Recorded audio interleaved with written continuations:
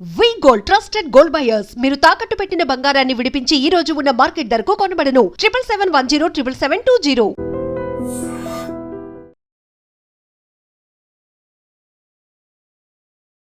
Welcome to iDream media. So జనరల్గా diabetes, నడక, walking, so ఈ రెండింటికి చాలా సంబంధం ఉంది. వాకింగ్ మంచిగా చేయడం వల్ల షుగర్ వ్యాధి కంట్రోల్లో కూడా ఉంటుందని చెప్తూ ఉంటారు. అయితే ఈ వాకింగ్ అనేది ఎంతసేపు చేయాలి, ఏ టైంలో చేయాలి, పూర్తి వివరాలు తెలుసుకుందాం. మనతో పాటు ప్రముఖ internal medicine specialist doctor Rajesh Ukkala గారు ఉన్నారు. డాక్టర్ గారు నమస్తే అండి. వాకింగ్ గురించి చాలా చాలా వీడియోలు ఇచ్చారు, చాలా సందర్భాల్లో డిస్కస్ చేసాం కూడా. అయితే డయాబెటీస్ ఉన్న వాళ్ళకి ప్రత్యేకంగా వాకింగ్ చాలా మంచిదని చెప్తూ ఉంటారు.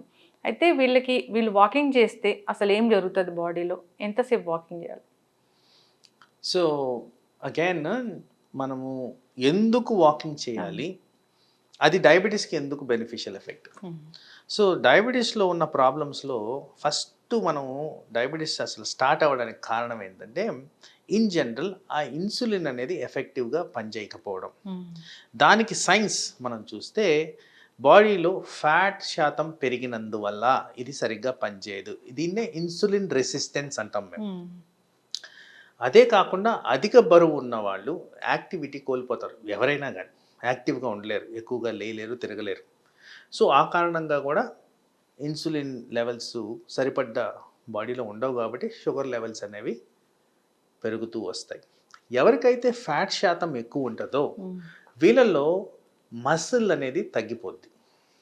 సో ఆ disproportionate fat to muscle ratio ఇన్సులిన్ని సరిగ్గా పనిచేయని విధంగా చేస్తుంది.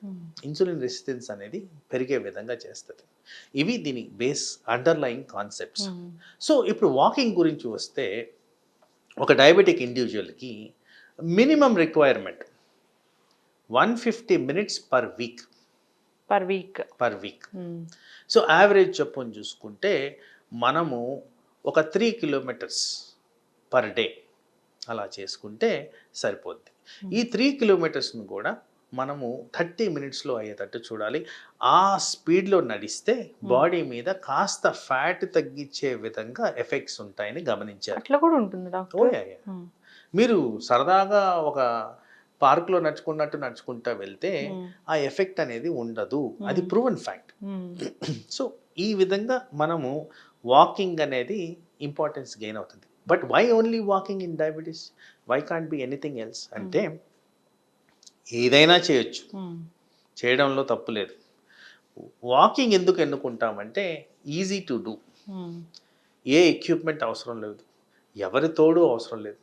సింగిల్గా నడుచుకుంటూ వెళ్ళేసి మనం ఆ టార్గెట్ని కంప్లీట్ చేసుకొని వచ్చేయచ్చు.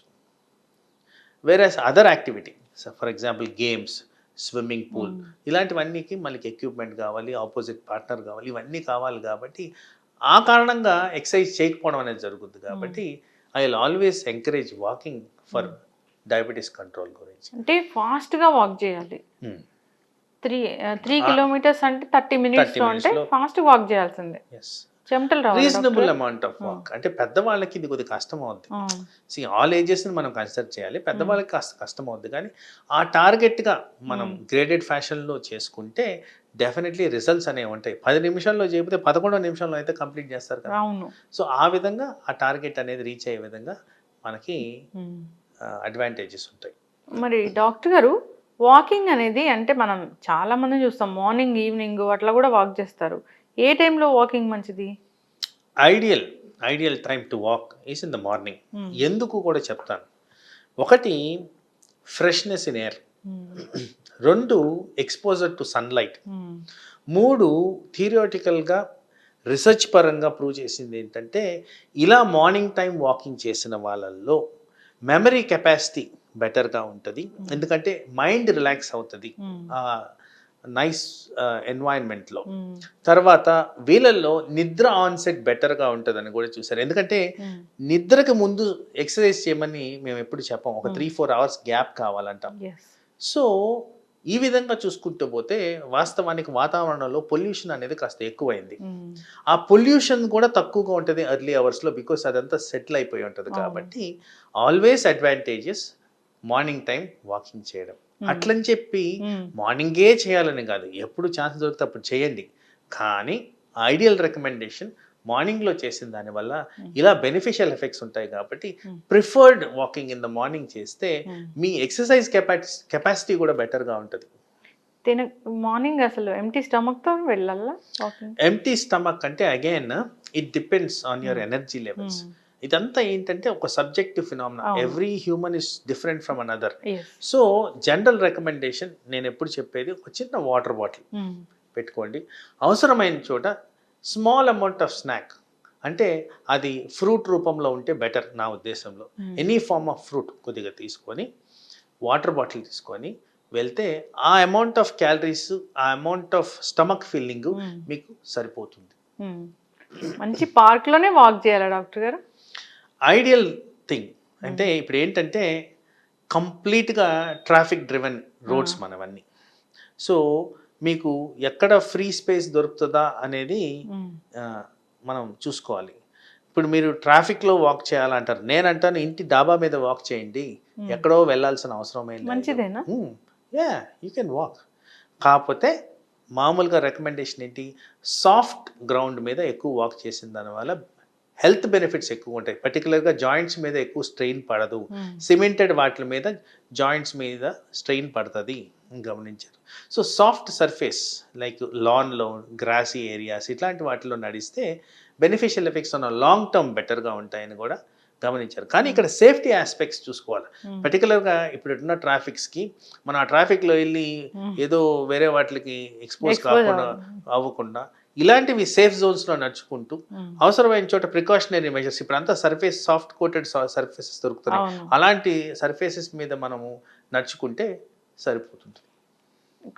ఒట్టి కాళ్ళతోని అంటే చెప్పులు లేకుండా నడిస్తే కూడా చాలా బెనిఫిట్స్ ఉంటాయి అంటారు. చెప్పులు లేకుండా నడిస్తే బెనిఫిట్స్ ఉంటాయి, కానీ ఇప్పుడున్న మెటబాలిక్ డిసీజెస్లో పర్టికులర్గా ఎక్కడైతే ఈ vitamin deprivation, mineral deprivation, bone density deprivation, ఈ మధ్యకాలంలో ఎక్కువ శాతం మేము చూసే దాంట్లో ప్లాంటార్ ఫేషియైటిస్, నర్వస్ డిజార్డర్స్ ఇట్లాంటి వాటిల్లో చెప్పులు లేకుండా అనేది రికమెండ్ చేయడం తగ్గించేసాం.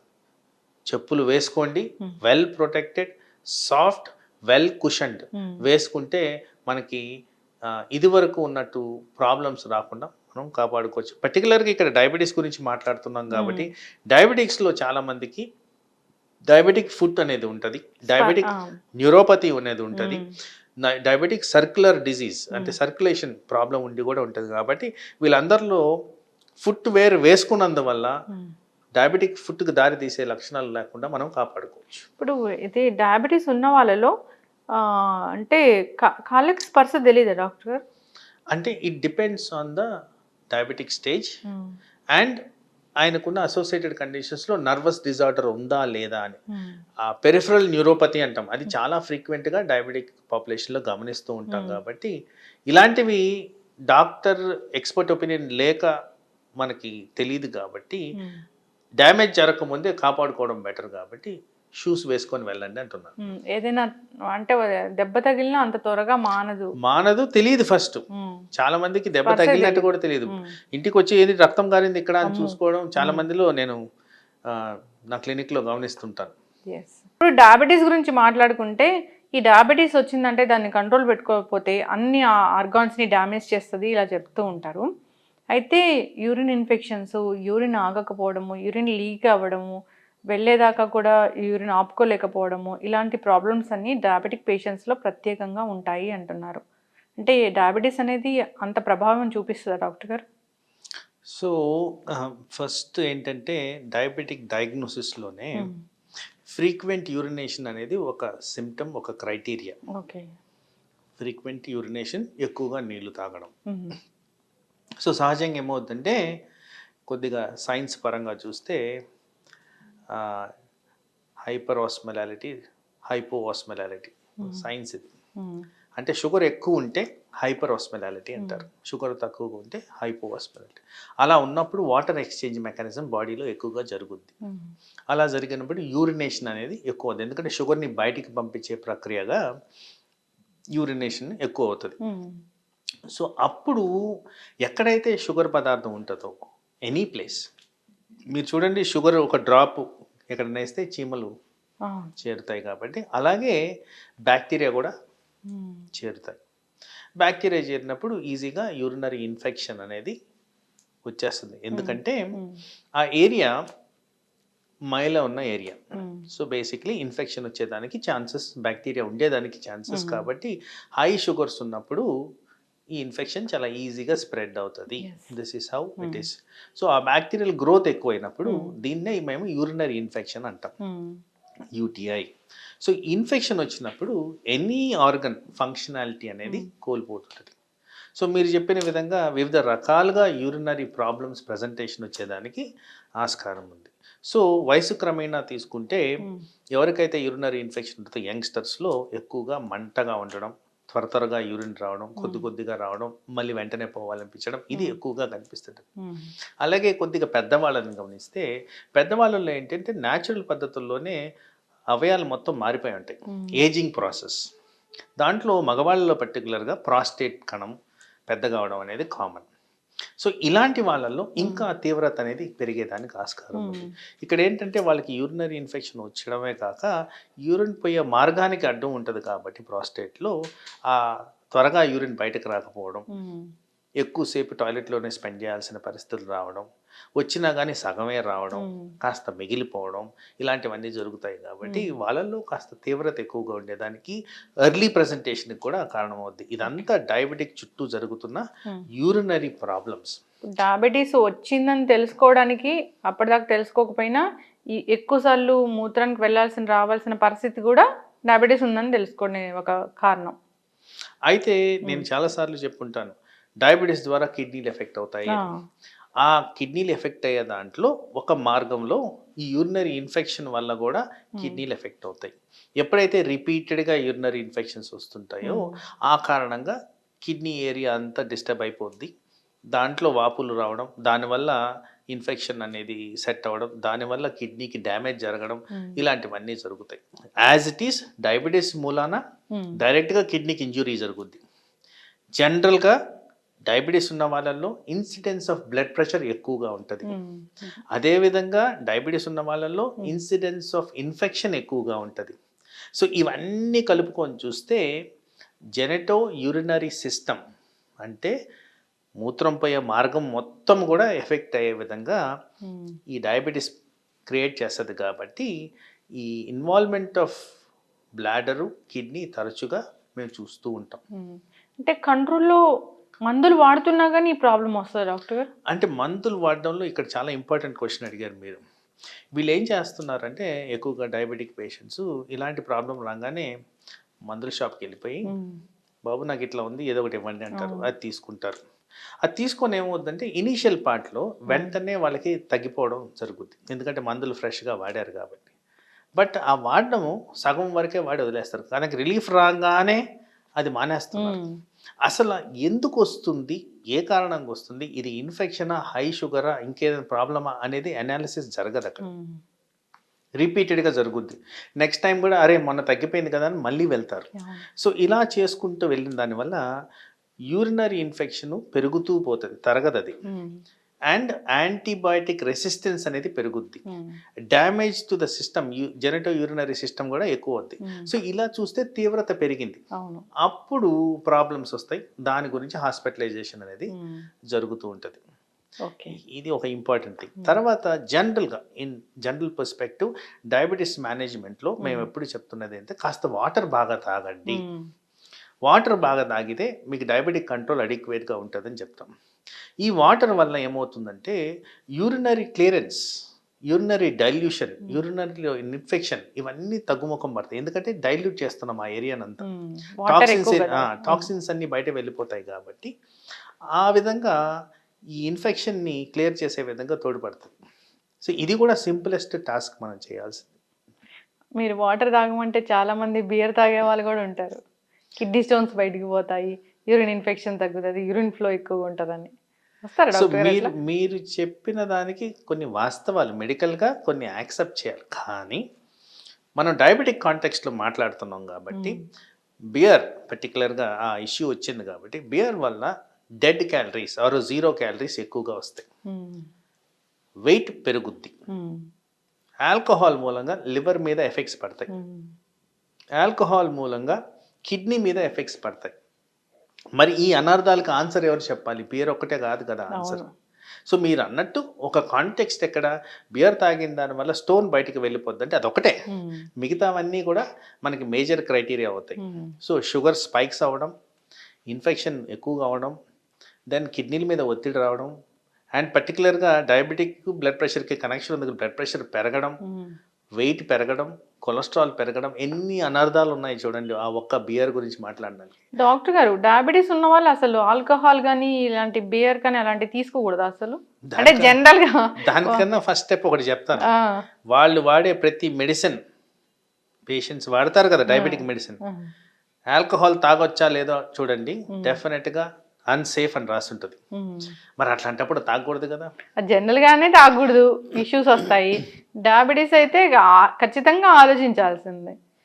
మీరు అన్నట్లు ఇది ఆల్కహాల్ కానీ ఈ బియర్ కానీ తీసుకుంటే షుగర్ ఇంకా ఎక్కువ పెరుగుద్ది, దాని ద్వారా జరిగే డ్యామేజ్ కూడా పెరుగుద్ది. టాబ్లెట్స్ అసలే వేసుకోకూడదు ఒకవేళ వాళ్ళు ఏదైనా సందర్భంలో తీసుకుంటే. టాబ్లెట్ వేసుకొని అది మానేయడం మంచిది. మనం ఉల్టా చెప్పడం కన్నా ఆల్కహాల్ అవాయిడ్ చేయడం అనేది 100% బెటర్.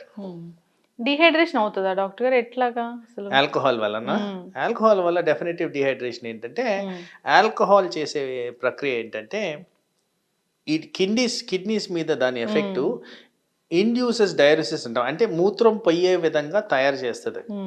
సో వీళ్ళు కన్సంప్షన్ తీసుకుంటున్నా కానీ మోర్ అమౌంట్ ఆఫ్ యూరిన్ బయటకు వెళ్ళిపోద్ది. ఎందుకంటే ఆ సిస్టమ్ అలా పనిచేస్తుంది, ఆ డైరెటిక్ సిస్టమ్ అనేది ఒకటి పనిచేస్తుంది. బ్రెయిన్లో స్టిమ్యులేషన్ జరగడం కానీ, కిడ్నీలో ఫంక్షనింగ్ జరగడం కానీ మార్పులు తీసుకొస్తుంది ఆల్కహాల్. ఆ కారణంగా యూరినేషన్ ఎక్కువగా పెరిగిపోయి వాళ్ళకి డిహైడ్రేషన్ గురయ్యే విధంగా చేస్తుంది.